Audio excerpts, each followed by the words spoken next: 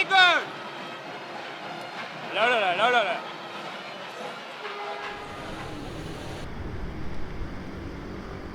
I'm at the Sri Tendayuthapani Temple.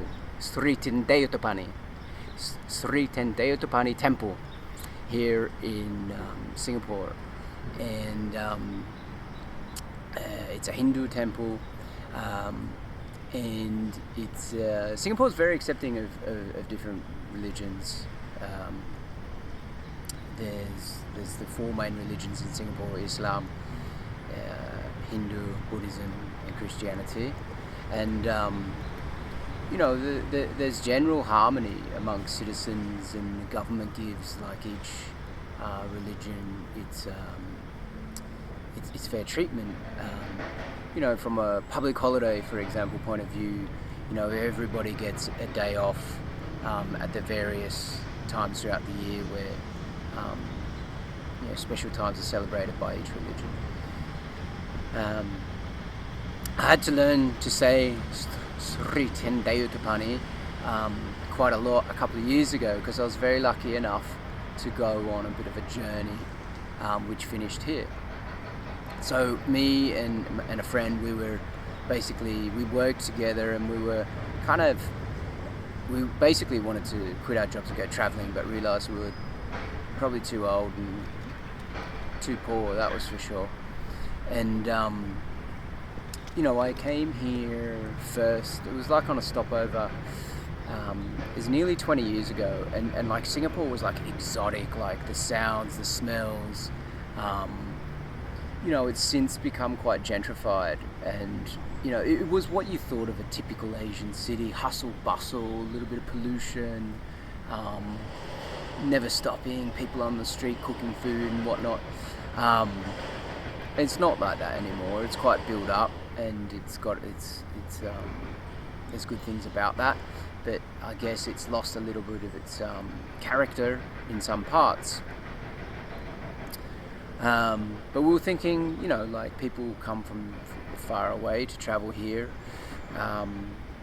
So what's that travel experience we could have here, but also an exotic one? So we sort of did a little Google, and Thaipusam was on that weekend. Thaipusam is a religious festival for Tamil people where they give penance, and I'd seen it before when I was young. It's a festival where people pierce themselves, like things going through their face, through their body, into their body.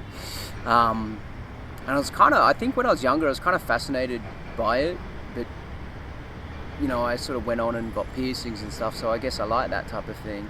But when I spoke to a lot of other people here, people who weren't in that community or of that religion and ethnicity, they were very much like, it's disgusting. And, I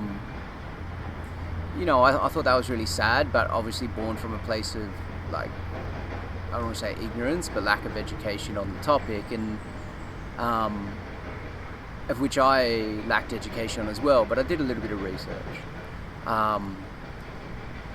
So yeah, me and my friend, we were going to just go out and film it, because we thought it would be a pretty cool thing to do and experience, film it respectfully.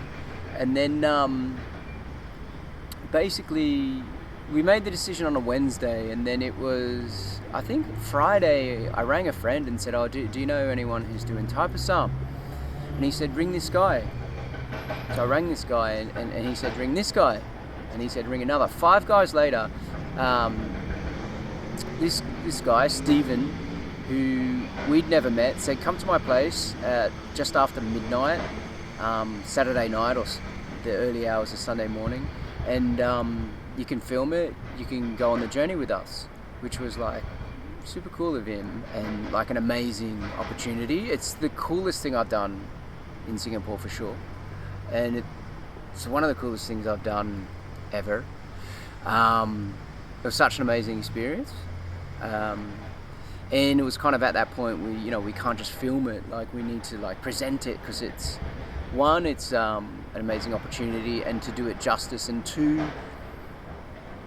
I think just like people's thoughts on it didn't gel right with us, and we wanted to maybe do a piece that shares knowledge about it, and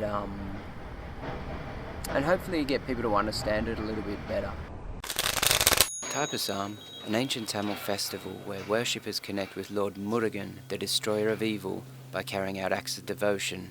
The most extreme is a piercing ritual and carrying of a heavy ornament called a kavadi.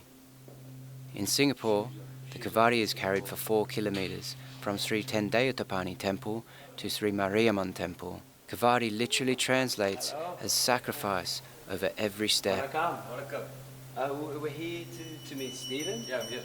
Are you Stephen? Yes. Cool. I'm Paul. After praying to Murugan, Stephen's friends and family carry the 60-kilogram kavadi to the truck ready for our journey.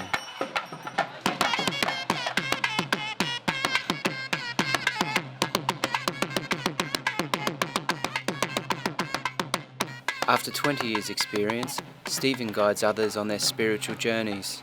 Preparation requires a month of prayer, meditation, fasting, and sleeping on the floor. If done correctly, the pain is reduced. You have to be relaxed, because if you start to get nervous, you will find yourself that you are not in a ready position to take the kavadi. So you have to do meditation every day to calm yourself, make your mind relax, your heart relax. You will find your heart is in an easy way. Stephen asked Murugan for permission to pierce. Murugan guides him in his dreams. In 20 years, this is the first time he has been blessed to pierce the tongue.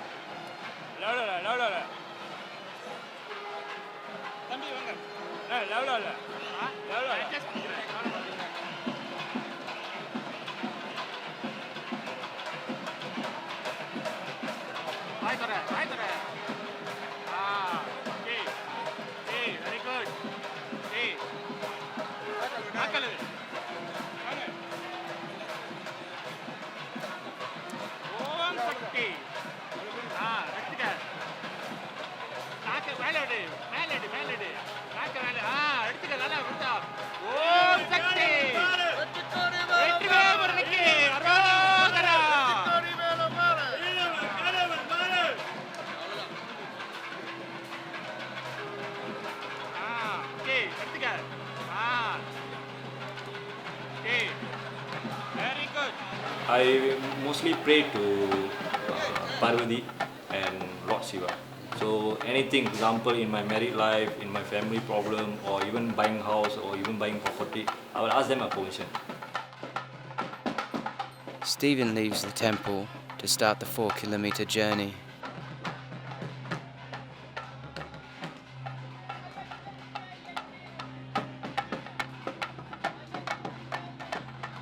Two kilometers out from the temple, Stephen starts to experience problems with the tongue piercing.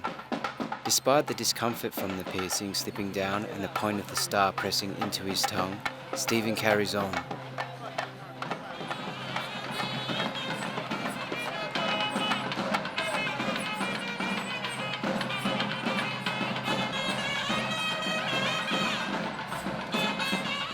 After 4.5 hours, we have arrived with Stephen and his family at the Sri Mariamman Temple. Despite a laboured journey, worshippers surprisingly find the energy to pay respect to Murugan through dance.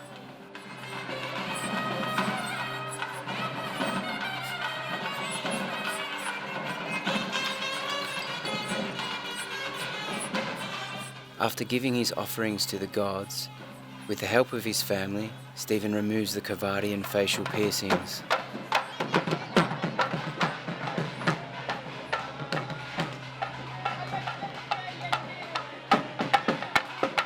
He then uses ash to soothe his wounds. A lot of people see Thaipusam as gruesome and barbaric. I expected to feel a sense of fear and intrepidation, but in reality, there's an overwhelming feeling of celebration and joy. The devotees are truly excited and feel blessed to be meeting their God, and what could be more pure and beautiful than that?